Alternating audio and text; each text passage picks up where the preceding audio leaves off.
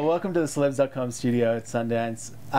That's what she said. Kelly, it's been a long road for this film to happen for you and Carrie. So maybe we'll start with you. Firstly, welcome. Thank you. And how does it feel to have come down this path? I am so thrilled and excited and just can't even believe that we're here. It's just amazing. I mean, my brain on film, and here we are at Sundance. Oh, that's what we were doing. Does it feel like a true, did you get a chance to reminisce as it unfolded? Does it feel weird having an audience share that? No, well, because we've been working, Carrie and I have been working, collaborating on it for so long, it's taken on its own life. So, yes, I wrote it, but it's breathing on its own now, mostly because of these wonderful actresses. And did you have to have her teach you how to smoke and brush your teeth at the same time, or is that something you do naturally? Everything I did in the movie I learned from Kelly, because I am not like that at all. Yeah, we don't get along. No. This is a great role. I mean, this is such a wacky, crazy character who takes on a lot of responsibility in this movie. Or no responsibility, I don't know. I think her problem is that she doesn't take any responsibility. That was a fun place to kind of build a character from, like just somebody who just absolutely has no care for anybody except herself, and then even that she doesn't really give a damn and has lost all kind of sense of what's appropriate. It's fun to do. And you had a comic role, obviously, last year as well with Cedar Rapids. Is this It's like a little different? Yeah, a little different. But Joan Ostrowski-Fox was also a fun character. She was, yeah. Thanks for remembering her name. I know. It was amazing. Wow. But is this the sort of stuff that you just lean towards naturally, as like, you know, just as a person? Dark comic characters. Yeah. I am one of the people who believe that comedy and drama come from the very same place. So I've been blessed in that I've been able to be in, amazing dramatic roles, and now people are starting to allow that place to feed my comedy, kind of. I'm not really a setup joke type gal, but I find that life offers humor in the most screwed up moments and people. So it's fun to be able to shift that and have people kind of embracing those characters with me a little bit more. And that was a very masculine set, I would imagine. You were there as well, actually, weren't you? Like, Cedar Rapids. Now, do you remember her name? No, I remember the character really well. I remember what she did. She exactly. Said. I remember her hanging outside the hotel. I was just trying to be friendly. Yeah, you're I was a hooker with a heart of gold, Yeah. Butterscotch. I was really... Butterscotch was my nickname that I gave him, yeah. My name was Bree. Bree the hooker. Like, what's it called? Jane Fonda. In that movie she won the Oscar for, it was Bree. Oh, yeah. It's a common whore name, isn't it? Was that Clue? Yeah, Clue. Clue. That's where we met, actually. Oh, you met on Cedar Rapids? Yeah. So did one of you bring the other one into this project?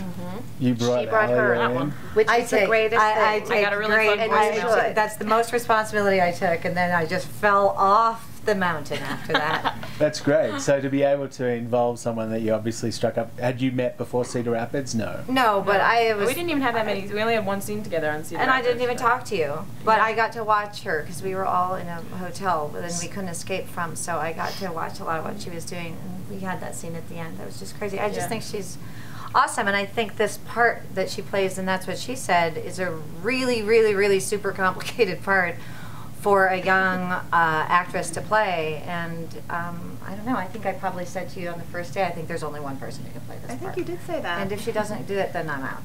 What about her? And then they asked me. And then I called her.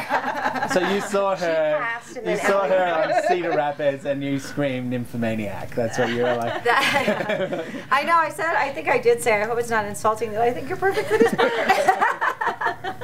Yeah, no, it was such a great role. When I read it, I was like so excited. It was like candy, because I read it in like 5 seconds, because it all just like happened so fast.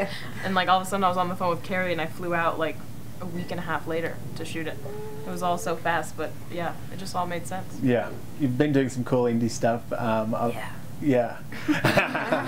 But obviously you've got the Arrested Development family as well, so Yes. people are more than familiar with that. How does it feel to, you know, to kind of switch between all this stuff that you've been doing? Well, I've been I've been acting since I was 9. And I'm 37 now. Me too. Wow, if you didn't say... It's a joke. Someone's going to sue one day I will be. IMDb. But yeah, Right. I just feel lucky to work like after every job. I know a lot of actors say that, but I genuinely am like, well, that was fun. You know, while it lasted, like that was good. That's the Let's last see time if I'll it ever ever work. happens Yeah. again. Yeah. But I've been lucky to being on a show, and then now the last like 5 years doing a lot of like independent films and like really unique stories and stuff. So I've gotten to play some like different roles. From just that maybe kind of like sarcastic character, which I've done that, I can do that pretty well. But this was definitely like Clementine was the most different of anything I've played. Like her mantra being "I'm a loser" is very different than kind of like the headstrong girls that I play, who are very like sarcastic and like, you know, precocious and quirky. And not that I don't like that, but I'm just like it's so fun to play different stuff. Yeah, and this was just like so on the other end of it, and I was nervous. That's why I wanted to do it, because I was like, it's a lot of dialogue. And she's like crying and freaking out all the time, but the energy on the set, like it just like it was so easy to get there, and Carrie was so great being an actress herself. I think those are some of my favorite directors who are actors. Had you met Carrie before? No, we talked on the phone and I met her. We had like a nice chat and she just sounded so enthusiastic, and I was just like, all right, I'm game. Let's do it. Oh, cool. Yeah. Marcia, what's your history? My history. I did it. I did it as a play. Oh, you It did was the first play a in New play. York. So Girl Talk. Carrie and Kelly and I were doing a show up at the Long Wharf, and Kelly said she wrote something, and we were like, "Can we read it?" And then I was like, "This is good." I almost swore. This is good. Like, we should do this. And Carrie was like, "I want to direct it." And a year after that, we did it as a play, and then 7 years after that, we did it as a movie. What So was- here I am. what We was always wanted to make the movie with Marcia in it. And I kept waiting for them to cut me loose, because it's a really good part, and I'm, you know, nobody. So I was like, No. I know you're going to star No, it's not. Blanket. But they didn't. And that's why I'm here. And I will be forever. It's the Grateful perfect for that. cast, in my opinion. What was it about working with Carrie? I mean, you've been on sets with Woody Allen and Carrie- other people, and Yes, I have. Carrie is probably the best director I've worked with. Oh, God, then now I'm offending Woody Allen. But I trusted her so completely. And, you know, because we'd done the play, we'd already, the few times that I would be like, I'm not sure this is whatever is right, and then I would just do what she did, and she was always right. So I was just like, tell me what to do and I'll do it. I mean, literally. You want me to pee? I'll pee right here. Like, whatever you want me to do, I will do. Because And in our didn't make movie, it. that is possible. It didn't- That Yeah. be the case, yeah. did you guys notice the difference in terms of the focus being on women in this film and having that, like, or did it feel different at all? Than working with men? Than working with, like, you know, in films that have roles that just, you know, of both genders, of significant dialogue or whatever. This one was so female driven in terms of the dialogue and the voice. Yeah, definitely. I mean, I found that like characters, like usually, especially roles that I go out for, it's like the girl it's usually the chase, like she's like the goal, she's like some kind of prize, you know what I mean? Which is nothing wrong with that. That works in a lot of stories, but it's usually the girl always either seems perfect or she's like a monster, you know what I mean? And this one is like these women are kind of like struggling, and you see the human sides of all of them, but they're all in like a really bad state right now. You know what I mean? And you get to see that instead of them just purely being like a certain type of person all the time, you know? Right. And like being able, like I love seeing Anne's character in those flashbacks. They hit me so much because it's like you see her when she was happy, and you see like the love that is in her eyes that is now just like turned out, and when they cut back and her eyes is just like jaded now all of a sudden. Dead, and you get to shark see eyes. that like change so much. And I think all the characters have that, which is rare for a lot of women. Well, it's 3 like kick-ass parts for women, which just Yeah. usually there's not in one movie. Is that part of the reason why it took a while to come together? I think because, you know, it wasn't any movie, we did it ourselves, so it took a while to organize and, you know, raise some money and do all those things. But I don't know that necessarily had anything. I mean, people have always been receptive to the script and receptive to the story, and you know, when I wrote it, actually, I was thinking about women in film, and there are a lot of wonderful female roles in movies in the history of film. I don't No, want to say that there sorry. haven't been, but you know, I a wasn't lot trying to of take it the there. time, I think that women on film are so sort of contained or idealized in some way. You know, like you said, angel or devil or Madonna or whore. It's simplified. They're often subordinated to the male characters. You know, that's just the way that it's been. I think it is changing, but I really wanted to see. I never felt represented.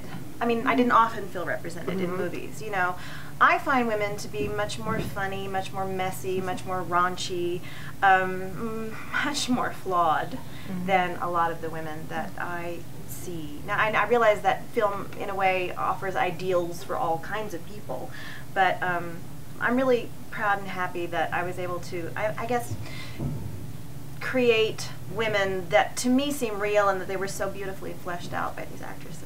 And how did it feel to take that, like to have an audience respond? It feels so good. I think people recognize these people. I think men do too. That's been my experience. I don't feel like it's anti-male in any way. I didn't want it to be anti-male. I like men. Did anything surprise you? Did anything surprise you about the reaction from the audience for any of you? I loved what you said in the car this morning. Was we all pile into the van to do all of these interviews together, and you were very touched by a certain thing.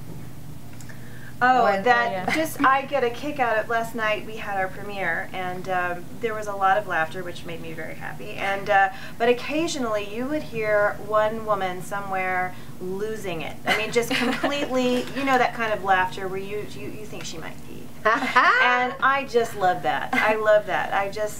That made me very, very happy. Because it's touching when you laugh like that. You're being moved to laugh, but you're also connecting it to every other experience in your life where you've either been that person or been with a person like that, and then the stories start coming to you, and and then you know that, and then it carries on, and that's a really amazing thing that you have tapped into in the writing, because you're watching it and you're kind of hoping that that's not you. I mean, I even watch it thinking I'm not like that. That is just a human disaster, you know. And then I'm thinking of all the times that I have also been a human disaster, and that's to be able to have a story where the women are interacting and it keeps changing who is the bigger disaster. Right. So you get to kind of offload your emotion onto them, like, yeah, well, maybe I'm not that bad. Yeah. And that experience of how women kind of go through our life is that too. I think we do that. I think we look for other women sometimes to be like, oh, good, you're going through that. Let me take care of you as you're going through your really hard time, and I don't have to think about mine. Yeah. And that's a lot of what happens in this story. Is it's not a story about a huge, it's a day in the life of these three women. The action changes and shifts through what each one's experience is and how they take it on and put each other and help each other through it, and that's how the action shifts. Alia, are you good at looking at yourself, watching yourself on film? No. I don't think anybody is. Only in underwear. Yes. Then I feel comfortable. It's hard. I can only watch a movie. I saw a screening at Carrie's house, and there was just like a couple of us there, and then I saw it at the screening last night, and that's the most I can do. I can do 2 is the tops. And that's it. And then that's it. Yeah, because usually I'll like watch it in front of a crowd, which is great because it's a completely different experience when there's a bunch of people. But I was noticing like my agent was sitting next to me, and the whole time I just kept doing this. Like anytime my saves would come on, I'd be like, I guess. Because like it's also there were some embarrassing things, you know. Even in Cedar Rapids, like I remember the last scene. I say, you can fuck me in the ass if you want to. Is the line. Yeah, and when I shot it, who did you say that to? I say it to Ed Helms. Oh, nice. And then the character was like, okay, now we're going. But stuff like that, really good thought. thought. I gotta see that. Once I'm seeing the screening, I'm like, oh my god, I'm embarrassed. Yes, exactly. I was doing him a favor. Yeah, anal sex is a gift. But then in this one, like when I'm in the bathroom, like it's just stuff that you shoot in the moment. I'm like, yeah, let's go for it. And then when I'm watching it, like with your from my underpants seat, I'm like, this is genuinely embarrassing. Which is kind of what we all, I think, did across the board, and that's with the trust that you said you had for Carrie too. I mean, we really did. No, it's like, you want me to scratch my crotch? Strip down. My crotch? You know what I'm saying? Scratch my crotch, I will do it. And just trust that it's not humiliating, although it is sort of when you're watching it. Being an actor is humiliating. I mean, we're just like acting like fools, and we want attention. It's okay. Well, I'm happy that you've all made it permanent and findable and recordable forever. Thanks so much for coming in and spending a few minutes with us.